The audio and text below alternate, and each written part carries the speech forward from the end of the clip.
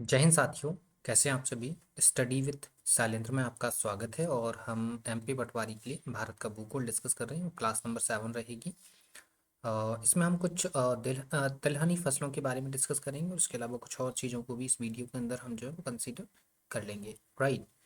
सबसे पहले हम जो कुछ तिलहनी फसलें हम अपनी प्रीवियस वीडियो के अंदर जो है वो डिस्कस कर चुके थे। इसमें सबसे पहले हम जो है वो कपास की बात कर लेते हैं। किसकी बात कर लेते हैं? कपास की बात कर लेते हैं। तो कपास के बारे में सबसे पहला पॉइंट आप लिखेंगे मालवेसी कुल का पौधा। मालवेसी कुल का पौधा है ये। ठीक है, ये पहला पॉइंट रहेगा इसका। ठीक है साथियों, सेकंड पॉइंट आप लिखिए रेशेदार फसल। रेशेदार फसल है ये। ठीक है, क्लियर है। और थर्ड पॉइंट आ जाइए। थर्ड पॉइंट में लिखिए प्रोडक्शन में अगर हम बात करें इसके प्रोडक्शन, तो प्रोडक्शन के अंदर सबसे ज़्यादा जो प्रोडक्शन करता है वो करता है चीन। नंबर 1 पर चीन है और दूसरे नंबर पर आप देखें, दूसरे नंबर पर हमारा भारत आता है। ठीक है, तो कपास के उत्पादन में नंबर 1 पर चाइना है और दूसरे नंबर पर हमारा भारत है। ठीक है, इसमें कपास के लिए अगर मिट्टी देखें तो वो तो हम आपको बता ही चुके हैं। कपास के लिए सबसे ज़्यादा जो उपयुक्त मिट्टी है वो आपकी काली मिट्टी है। ठीक है, काली मिट्टी, इसलिए काली मिट्टी को जो है वो कपास वाली मिट्टी भी बोला जाता है। राइट। कपास के क्षेत्र की अगर हम बात करें, कपास के क्षेत्र अगर हम देखना चाहें तो कपास के क्षेत्र जो है वो अलग अलग स्टेट में देखने के लिए मिलेंगे। जैसे गुजरात के अंदर है कपास का क्षेत्र। इसके अलावा महाराष्ट्र के अंदर जो है वो कपास का क्षेत्र है। आंध्र प्रदेश के अंदर भी जो है वो कपास का क्षेत्र है। ठीक है, आंध्र प्रदेश के अंदर कपास का क्षेत्र है। इसके अलावा देखें तो पंजाब में भी जो है वो कपास किया जाता है, कपास की खेती की जाती है। ठीक है, जिसमें अगर आप देखें तो गुजरात का जो क्षेत्र है ना, गुजरात का जो कपास का क्षेत्र है, गुजरात अकेला 34% प्रोडक्शन करता है। क्या कहता है? 34% प्रोडक्शन जो है वो अकेला गुजरात कर देता है। ठीक है, क्लियर है। और ये तो आपको बता चुके हैं कि कपास का यूज़ जो है वो कपड़ा उद्योग में होता है और कपड़ा उद्योग सबसे बड़ा संगठित उद्योग है। ठीक है, तो यहाँ लिख सकते हैं आप कपड़ा उद्योग सबसे बड़ा संगठित उद्योग है। संगठित उद्योग है।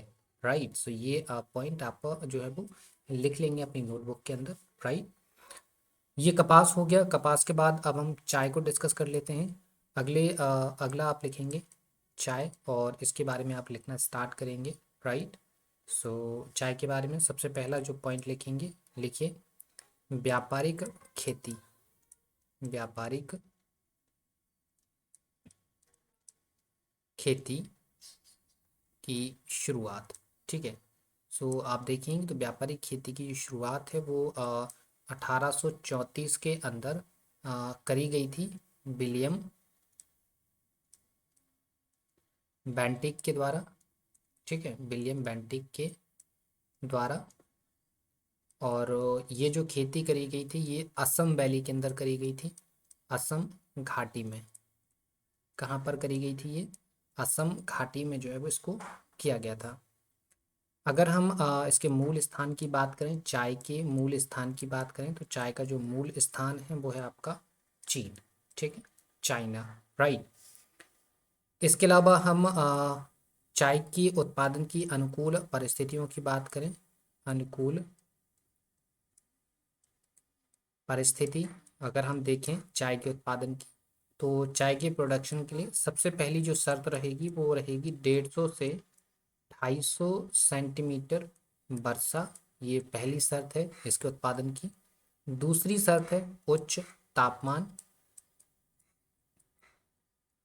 तीसरी जो शर्त रहेगी वो रहेगी ढालदार जमीन। ढालदार जमीन, ये तीसरी शर्त रहेगी।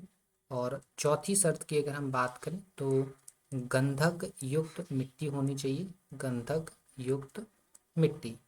ठीक है, इट मीन्स आप देखें तो इसके लिए लैटेराइट मिट्टी की हम बात कर सकते हैं। वैसे लाल मिट्टी भी इसके लिए उपयुक्त हो जाती है, लेकिन मेनली हम लैटेराइट मिट्टी को जो है वो प्रेफरेंस देते हैं। ठीक है, क्लियर। इसके अगर हम प्रोडक्शन की बात करें, फिर से अगेन प्रोडक्शन इन स्टेट या in India, production in India अगर आप देखें तो सबसे ज़्यादा जो प्रोडक्शन है वो असम करता है। असम के बाद पश्चिम बंगाल इसका प्रोडक्शन करता है। पश्चिम बंगाल के बाद तमिलनाडु आ जाता है।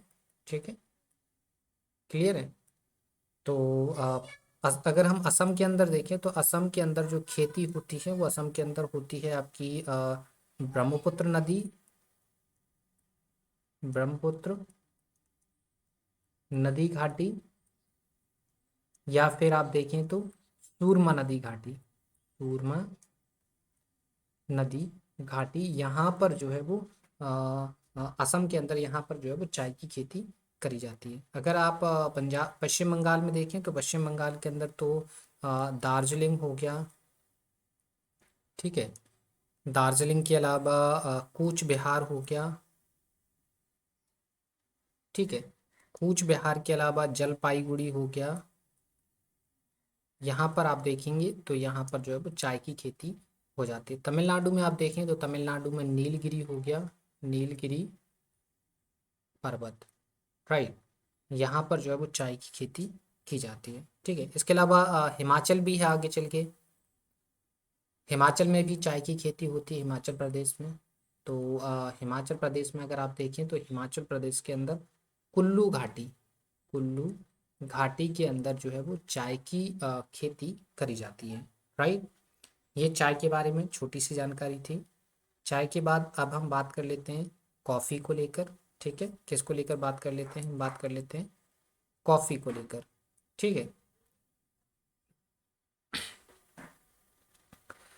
कॉफ़ी को लेकर अगर हम बात करते हैं तो इसका जो मूल स्थान है, कॉफ़ी का जो मूल स्थान है साथियों, वो है आपका अमेज़न घाटी, राइट। कौन सा है, अमेज़न घाटी जो है वो इसका मूल स्थान है, राइट। इसके अलावा सेकंड पॉइंट पे आप याद रखेंगे कि कॉफ़ी कहवे के पौधे से प्राप्त की जाती है, कहवे के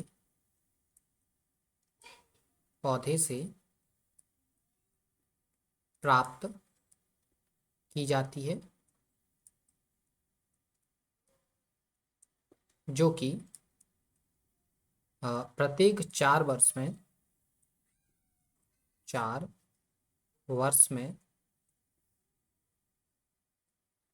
फल देता है, राइट। तो कॉफ़ी जो है वो प्रत्येक 4 वर्ष में आपको मिलती है एक पौधे से, राइट। इसके अलावा देखिए कहवा के अगर कॉफ़ी उत्पादन की देखें, कॉफ़ी उत्पादन में तो कॉफ़ी उत्पादन में नंबर 1 पर तो आप देखें तो ब्राज़ील आता है। ब्राज़ील में काफ़ी ज़्यादा मात्रा में कॉफ़ी होती है। वियतनाम, वियतनाम में जो है वो कॉफ़ी बहुत ही ज़्यादा होती है। ठीक है, वियतनाम के अलावा आप देखें तो इंडोनेशिया, यहाँ भी खेती होती है। भारत के अंदर भी खेती होती है। तो अगर आप भारत में देखें तो भारत में जो कॉफ़ी होती है वो कर्नाटका के अंदर होती है। कहाँ होती है, कर्नाटका के अंदर होती है। और कर्नाटक अकेला भारत की टोटल कॉफ़ी का 68% जो है वो प्रोडक्शन करता है। ठीक है, भारत की टोटल कॉफ़ी का 68% प्रोडक्शन अकेला कर्नाटका करता है, राइट। इसके बाद कर्नाटका के बाद बची हुई केरल में भी कॉफ़ी होती है। ठीक है, क्लियर। कहाँ होती है, केरल के अंदर भी कॉफ़ी होती है। अगर आप कर्नाटका की बात करें तो कर्नाटका में जो कॉफ़ी का जो क्षेत्र है, कॉफ़ी का क्षेत्र है वो है बाबा बूदन, बाबा बूदन की पहाड़ी, राइट। यहाँ पर आप देखेंगे कि कर्नाटका के अंदर कॉफ़ी का प्रोडक्शन होता है। ठीक है, क्लियर। कॉफ़ी की खेती यहाँ पर करी जाती है। तो ये हमारा कॉफ़ी हो गया। हम तंबाकू के बारे में डिस्कस कर लेते हैं, राइट। किसके बारे में डिस्कस कर लेते हैं, तंबाकू के बारे में। तो अगला आप लिखेंगे तंबाकू, और इसके बारे में आप लिखना स्टार्ट करेंगे। तंबाकू के बारे में तो लिखिए मूल स्थान इसका, मूल स्थान, तो इसका जो मूल स्थान है वो है आपका अमेज़न घाटी। कौन सा है? अमेज़न घाटी इसका मूल स्थान है। और लिखिए 17वीं शताब्दी में, 17वीं शताब्दी में पुर्तगाली भारत लाए,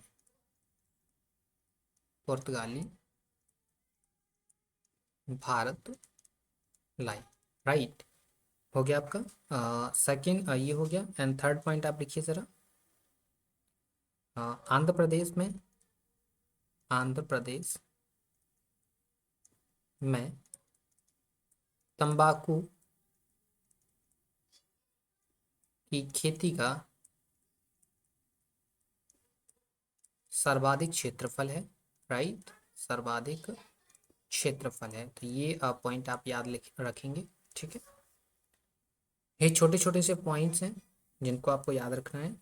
ठीक है, अगर हम इसके उत्पादन और उपभोक्ता देखें, उत्पादन व उपभोक्ता, तो इसमें जो है वो चीन नंबर 1 पर है।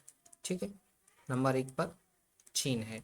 राइट, और दूसरे नंबर पर आप देखें तो भारत का नाम आ जाता है कि भारत में सबसे ज़्यादा जो है वो तंबाकू उत्पादित होती है और उसका कंजप्शन भी भारत के अंदर बहुत ज़्यादा होता है। ठीक है, सिमिलर चीन सबसे ज़्यादा चीन तंबाकू का उत्पादन करता है, उसके बाद उपभोक्ता भी चीन है सबसे पहला, और दूसरे नंबर पर भारत का उत्पादन और कंजप्शन दूसरे नंबर पर आ जाता है। ठीक है, क्लियर है? इसके अलावा एक और पॉइंट आप याद रखेंगे, लिखिए ज़रा। तंबाकू निषेध दिवस, विश्व तंबाकू निषेध दिवस, विश्व तंबाकू निषेध दिवस जो है वो 31 मई को मनाया जाता है। और 1 मई 2004 से सार्वजनिक धूम्रपान, सार्वजनिक धूम्रपान और तंबाकू विज्ञापन पर रोक है, विज्ञापन पर रोक। ठीक है, तो ये पॉइंट कुछ तंबाकू के बारे में है जो कि आपको याद रख लेना है। राइट, क्लियर है साथियों? चलिए, तो अब हम तंबाकू के बाद अगला हमारा जो नगदी फसल है वो है आपकी जूट, तो इसको आप डिस्कस कर लेते हैं हम। देखिए, जूट में सबसे पहला पॉइंट आप लिखेंगे, ये तो आपको पता ही है, रेशेदार फसल है ये। कैसी फसल है? रेशेदार फसल है ये। ठीक है, ये पहला पॉइंट हो गया। यूज़ की बात करें अगर हम, यूज़ की बात अगर करते हैं तो इसका यूज़ जो है वो बोरी बनाने में करा जाता है, इसका यूज़ जो है वो रस्सी बनाने में करा जाता है। ठीक है, क्लियर? ये आपको समझ में आ गया। इसके अलावा इसका यूज़ जो है वो कालीन बनाने में करा जाता है, जूट का जो यूज़ है। ठीक है, क्लियर?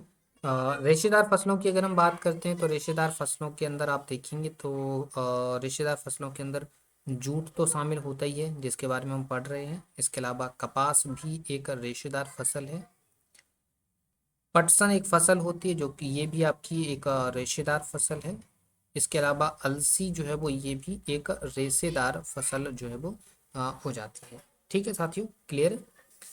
चलिए, अगला पॉइंट आप लिखिए। अगला पॉइंट आप लिखेंगे, लिखिए भारत का 70% जूट उत्पादन, जूट उत्पादन पश्चिम बंगाल में होता है, पश्चिम बंगाल में होता है। ये आप पॉइंट आप याद रखेंगे। ठीक है, जूट का जो सबसे बड़ा क्षेत्र जो है वो पश्चिम बंगाल में है, और पश्चिम बंगाल में भी कौन सा है?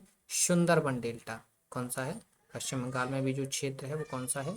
सुंदरबन डेल्टा जो है वो जूट का क्षेत्र माना जाता है। राइट, नंबर 1 पर बात है, अगर हम प्रोडक्शन के नंबर 1 की बात करें, उत्पादन में अग्रणी बात करें, अगर उत्पादन में अग्रणी कौन है तो उत्पादन में अग्रणी है बांग्लादेश। राइट, कौन सा है? बांग्लादेश सबसे ज़्यादा अग्रणी है जूट के उत्पादन में। राइट, क्लियर है। तो ये हमारी कुछ जो है वो नगदी फसलें हो गई हैं। ठीक है, क्लियर। ये हमारी नगदी फसलें थी। राइट, थोड़ा सा और पॉइंट हम डिस्कस कर लेते हैं। थोड़ा सा और आगे डिस्कस करते हैं तो हम थोड़ा सा कुछ रिवॉल्यूशंस के बारे में बात कर लेते हैं। सबसे पहले हम ग्रीन रिवॉल्यूशन की बात कर लेते हैं। ग्रीन रिवॉल्यूशन की बात कर लेते हैं। तो ग्रीन रिवॉल्यूशन को हम जो है वो हरित क्रांति के नाम से जानते हैं। किस नाम से जानते हैं? हरित क्रांति के नाम से जो है वो इनको हम जानते हैं। ठीक है, हरित क्रांति की अगर हम शुरुआत की बात करें कि ये कब इसकी शुरुआत हुई थी भारत के अंतर्गत, तो इसकी जो शुरुआत है वो 1966 से लेकर 1967 के बीच में हुई थी। मतलब 60 के दशक में जो है वो हरित क्रांति, 70s के दशक में आप जो है वो हरित क्रांति भारत के अंदर देखते हैं, ग्रीन रेवोल्यूशन देखते हैं। इसका श्रेय किसको जाता है वो भी हम देखें तो इसका श्रेय दो जगह है, वर्ल्ड में भी हम देख सकते हैं और इंडिया में भी हम देख सकते हैं। ठीक है, वर्ल्ड में बात करें तो नाम आता है नॉर्मन वोरलॉक का। ठीक है, किसका नाम आता है? नॉर्मन वोरलॉक का नाम आता है। और इंडिया में बात करें तो स्वामी नाथन का आता है। ठीक है, किसका आता है? स्वामी नाथन का नाम जो है वो आ जाता है। ठीक है, क्लियर। आगे हम बात करें इसमें इसका जो उद्देश्य था, उद्देश्य क्या था वो हम देख लेते हैं। उद्देश्य था उन्नत हाइब्रिड बीजों को बनाना, हाइब्रिड सीड्स बनाना, ये मेन इसका टारगेट था। क्लियर। इसके अलावा हम बात करें कि प्रभाव की बात करें तो प्रभाव पड़ा है, इसका सबसे ज़्यादा जो प्रभाव पड़ा है गेहूं के क्षेत्र पर पड़ा है और वह उसके प्रोडक्शन पर, हमको जो है वो सबसे ज़्यादा प्रभाव देखने के लिए मिला है। हरित क्रांति का जो सबसे ज़्यादा प्रभाव देखा गया है वो देखा गया है गेहूं के क्षेत्र पर। ठीक है, क्लियर। चलिए हम थोड़ा सा श्वेत क्रांति की बात कर लेते हैं। श्वेत क्रांति, ठीक है। श्वेत क्रांति का इसका जो संबंध है, अगर इसके संबंध की बात करें, इसका जो संबंध है वो डेयरी उद्योग से है। इसका संबंध किससे है? डेयरी उद्योग से है। ठीक है, क्लियर। और इसमें एक वर्ड यूज होता है ऑपरेशन फ्लड। ठीक है, तो ये कई बार पूछा गया है कि ऑपरेशन फ्लड का संबंध किससे है, तो श्वेत क्रांति के साथ इसका संबंध हो जाता है। और श्वेत क्रांति का संबंध किसके साथ है? डेयरी उद्योग के साथ इसका संबंध है। ठीक है, क्लियर। आगे नेक्स्ट हम बात कर लेते हैं। अगला लिखिए पीत क्रांति। ठीक है, जिसे हम पीली क्रांति भी बोला करते हैं। पीत क्रांति हो गया, पीली क्रांति है। इसका अगर संबंध देखें, अगर हम पीत क्रांति का संबंध देखें अगर, तो पीत क्रांति का जो संबंध है वो है आपका खाद्य तेलों व तिलहनी फसलों के साथ, तिलहनी फसलों के साथ। राइट, इसके अलावा हम नीली क्रांति की बात करें। नीली क्रांति, इसका अगर हम संबंध देखें तो इसका जो संबंध है ना साथियों, ये इसका जो संबंध है वो है आपका मछली उत्पादन से। ठीक है, या हम बोल सकते हैं मत्स्य उत्पादन से। ठीक है, क्लियर। तो ये हमारा कुछ आज का टॉपिक था जिसके अंदर हमने इतनी सारी चीज़ें आपके साथ डिस्कस करी हैं, जिसमें हमने तिलहनी फसलों के साथ साथ कुछ जनरल चीज़ों को डिस्कस किया हुआ है। नेक्स्ट वीडियो के अंदर हम प्राकृतिक वनस्पतियों को डिस्कस करेंगे आपके साथ। राइट, और आपको इस सेशन की पीडीएफ भी मिल जाएगी। पीडीएफ आपको हमारे टेलीग्राम चैनल पर मिलेगी, तो उसके लिए आपको हमारा टेलीग्राम चैनल ज्वाइन करना पड़ेगा। लिंक वीडियो के डिस्क्रिप्शन में है। राइट, और वीडियो पसंद आता है, इन्फॉर्मेशन अच्छी लगती है तो वीडियो को लाइक शेयर ज़रूर करिए, चैनल को सब्सक्राइब कर लीजिए। ठीक है, तो फिर मिलते हैं आपसे नेक्स्ट वीडियो के अंदर। तब तक के लिए धन्यवाद।